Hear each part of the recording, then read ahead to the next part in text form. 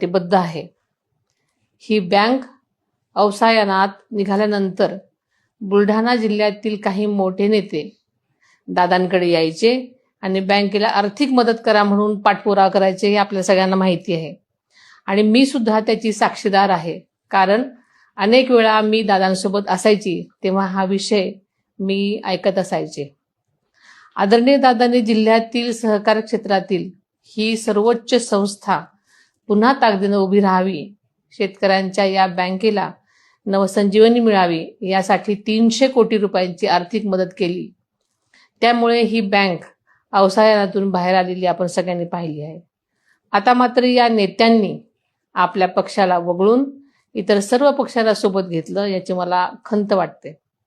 21 पैकी 12 संचालक बिनविरोध केले। ज्या दादांनी बँकेला भरीव मदत केली त्यांच्याच पक्षाला बाजूला ठेवण्याचं काम त्यांनी केलं। त्यामुळे माननीय दादांच्या नावानं स्वर्गीय अजितदादा पवार शेतकरी परिवर्तन पॅनल या नावानं आपण पॅनल उभं केलं आहे।